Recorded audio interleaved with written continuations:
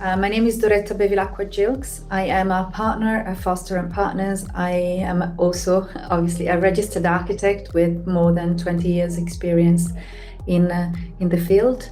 I've been working on multidisciplinary projects, big infrastructure, residential, hospital, all sorts of building types throughout my career, and enjoyed every single one of them. And sustainability has always been one of my key interests. And here with me, there is Chris. Yeah, hi, I'm Chris Trott. I'm also a partner at Foster and Partners. I lead the sustainability team here, who support Foster and Partners all of their projects and review and assist in all of their projects. My background is in engineering. I'm a chartered engineer and have worked in this area for something like over 40 years now.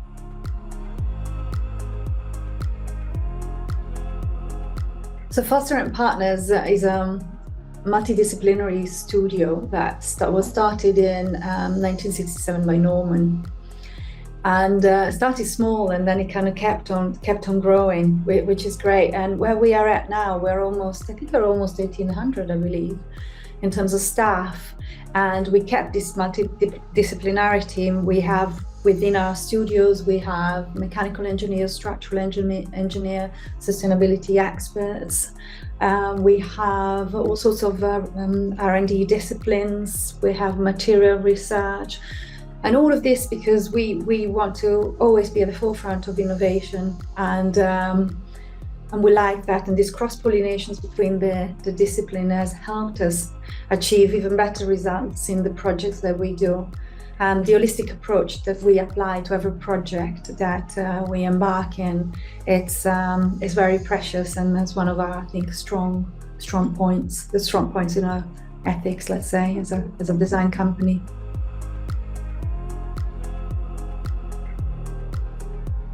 Originally, sustainability was kind of incorporated. I'm talking about back when the practice was first started.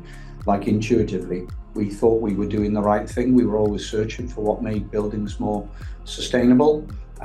As we passed through the middle of our life, I suppose we got to a point where we were using sustainable rating systems like LEED and BREEAM and other such things, which appeared towards the latter part of last century.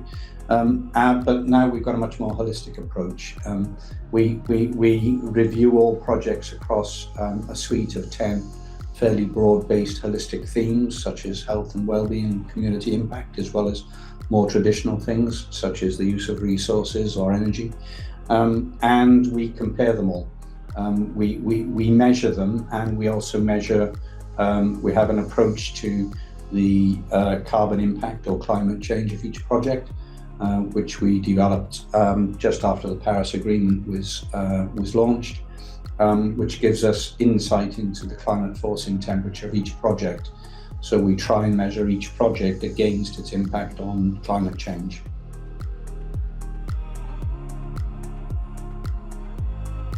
Retrofitting is important, and like you said, we have had experience with retrofitting since the very beginning, when we did, let's say, just the British Museum is a great example. We design for us is finding the value in whatever you do, and therefore whether it's a new build or an existing building, we are studying it. We're studying the context. We're studying the project. And then let's talk about the retrofit, for example. Before we demolish a building,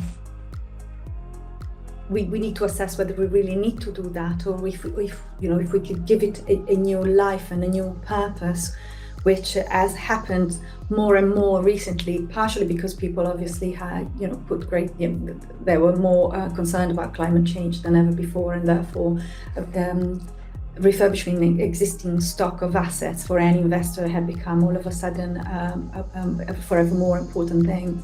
So looking at an existing building and trying to understand its purpose in the past, and then trying to figure out what its purpose for the future will be. So studying it, looking at how flexible it could be, what it could turn into has been for us a very, very challenging yet very interesting exercise.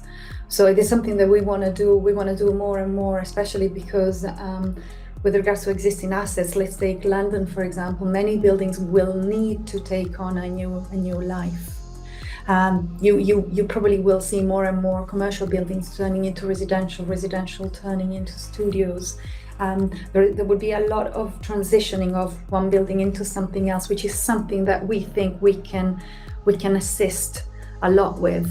Because, as I said, looking at the value and the value of a building for the people that are going to occupy it, that would be one of our aims for the years to come, to try and get new life into something, instead of just handing it there. Trying to regenerate the urban fabric would be, I think, what all of us will have to do next.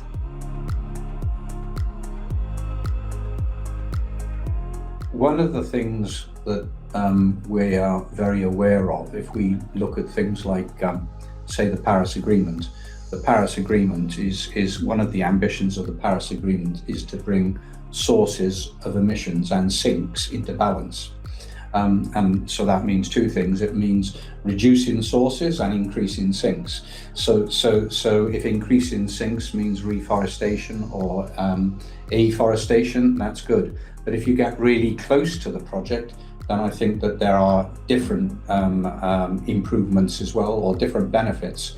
So people can then experience nature. I think our inherent DNA is tuned to living in nature. We're most comfortable, we're most relaxed, we're most productive if we're in a regenerative context. And I guess the term that is used a lot these days is a biophilic context, and that's about greening, but it is also about the spatial organization. It's about the kind of elements of chaos that you can introduce into plans and other such things, which is all kind of what nature does.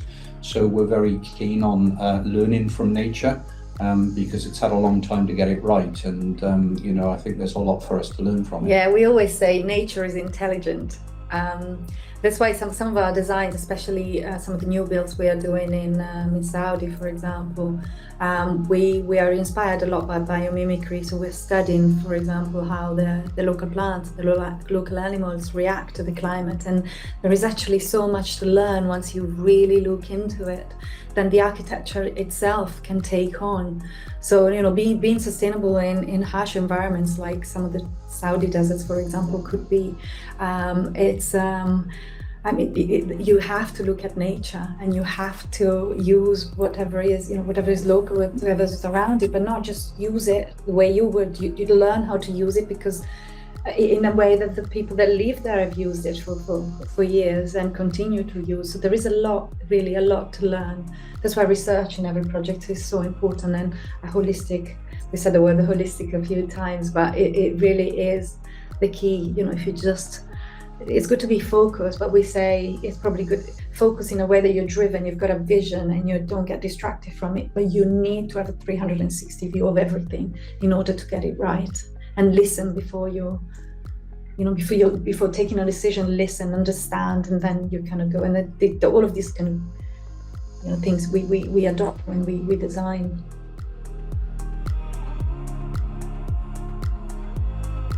Probably the one that we presented externally a number of times recently, including, I think we started to present it at COP26, is a project in Madrid for our client Acciona, and it's Ombu, and it's in a part of Madrid that was very industrial and was not really inhabited much by people. It was that sort of environment, and the city had identified the need to improve all of the kind of city infrastructure there.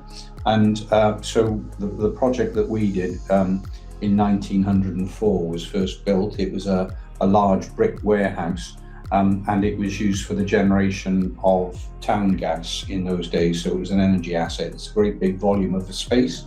Our client bought it, I guess, 6 or 7 years ago or something of that nature. If you flew over it from a bird's eye view, It wasn't very inviting, and it was completely surrounded by concrete hardstanding.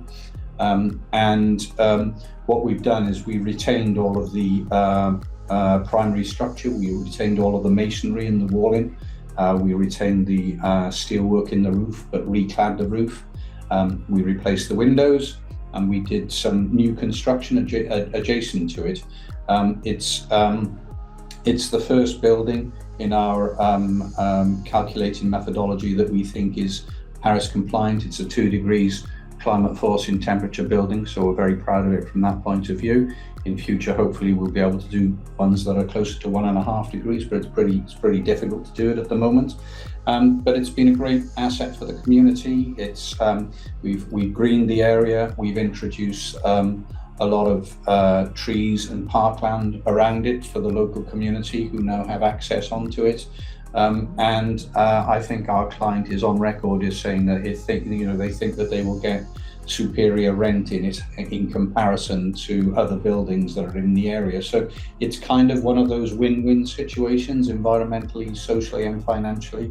So we've learned a lot from that project, and I think that's the one that we would, at the moment, we would say is the best open. There are many in production, but typically, it's not unusual for our projects to take 10 years from commission to completion. This one probably took 6 or 7. So there are others coming, but they're not very recently opened.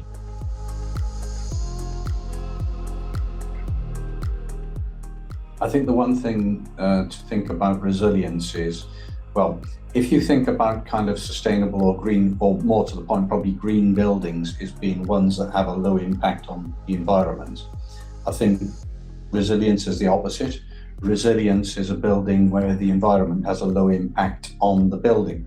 So it's really, it's another way of actually filtering your design and looking at the design. I think those that have experienced wildfires or cyclonic impact or floods, or the disease vectors of COVID and other such things now realize that resilience is a really important topic to us, and it's here and it's present now. It's not something that we can turn our back on and say we need to mitigate and do better, because if you're in the middle of a SARS outbreak, that doesn't help a lot, and so I think there are multi-dimensional issues to resilience, some of them highly technical about the World Wide Web and information. I mean, it's even in the news today about, what applications and what phones people aren't going to be allowed to use in the United Kingdom, for example. That's an issue of resilience. Then there's economic resilience, what happens, to banking systems, and we've seen issues with banks over the last couple of weeks. So resilience really is a really live issue. It probably comes up bigger on our big projects in terms of our cities and our master plans than it does on our buildings. But nevertheless, buildings do have to, if you're building on the waterfront in Miami, the resilience is a real issue in terms of what happens to cars that are parked below grade, what happens to pieces of glass when pieces of furniture take off from your balcony and fly around. These are real and present issues. In many respects, they're more real and present than climate change, which is more of a chronic issue. It's always coming in the future and building up slowly, whereas resilience can be an immediate impact as well as a long-term impact. So it's an important consideration for us.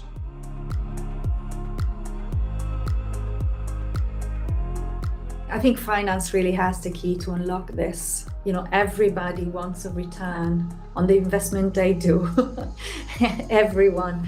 And like we said earlier, we do believe there are win-win situations, and many more that we can actually see. So we would like to meet the finance world a bit closely. We have helped some of our clients in securing green finance on some of the projects. We thought green finance was one of the ways to unlock this. There are many others, but I would say finance world primarily, but then also governments and authorities, because again, you could look at the individual buildings, but that's not enough. You need to start looking at the context, which is something with Chris's team we've done more and more, especially when you're doing the embodied carbon. You need to consider the context the building sits in. But then you gotta go bigger, city level. As soon as you leave the kind of building zone in your little site, then you're into local authority territories, and it's very, very important that they drive the big moves, because at master plan level, because that's some of the biggest carbon saving moves are exactly in there. And unfortunately, local authorities are made up of a lot of people. Sometimes they disagree. Sometimes they just don't have the knowledge the necessary knowledge to take some key decisions. So collaboration for us is key. We started to engage with the finance world ourselves in the last couple of years, with our showcasing our tools and talking about green finance and green investments. We've been talking to real estate developers, asset managers. We've started a conversation with Chris, actually set up this. We did a roundtable session with Green Finance, right? It was the Green Finance Institute that helped us organize that. And a lot of parties came to the table, and we just started to, which is a bit what you're doing, to be honest, with Innovation Zero. And so many interesting things came out of just talking to one another, because there are many chances to talk to one another. That's why that conference, the forum they're doing, it's extremely interesting. And we are sure that it's going to unlock some doors. I would say to just always think human scale. And human scale is you as a human and the planet that you live in. Think big, but feel small, so that you have to love the environment you're in. You want to respect it. You want to be able to pass it on to the generation that come after you. So I think we've been gifted with so many technology advancements, and so much research has been done in recent years, that I would say now we have the tools to do almost anything we want to do. So I would say let's do it well for ourselves, for the people who live with us, people we love, and definitely for the planet that we live in. That would be me. Well, I think my message would be very similar, really.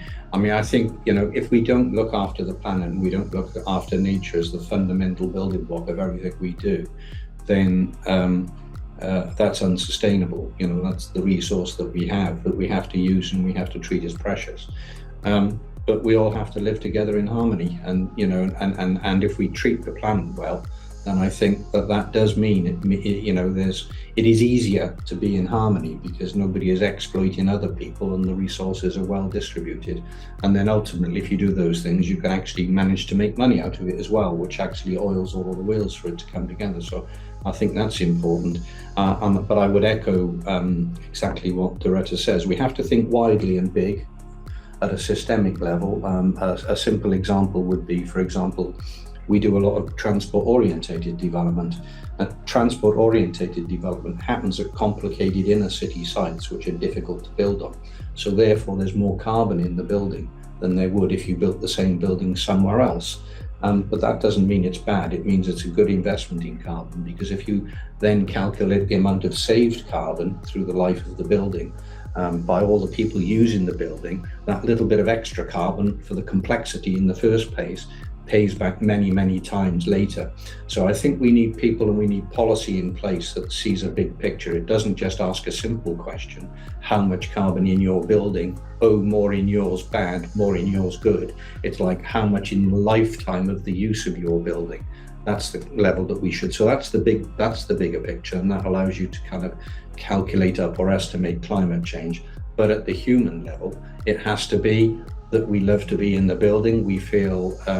We feel protected, we feel comfortable, we want to be in the building, and we want to actually relate to the other people in it. So I think it has to work absolutely at both scales, exactly as Doretta has said. Yeah, and for me, I always said to myself, what is sustainability for me? For me, sustainability is doing the best you can with the resources that you have available, nothing more than that. Don't borrow, don't go overboard, just with what you have. That's what humanity has done since the beginning of times. Let's do it now. We've got so many more resources than anyone ever had before. But let's not use more than what we have. That's also the best we can with what we have.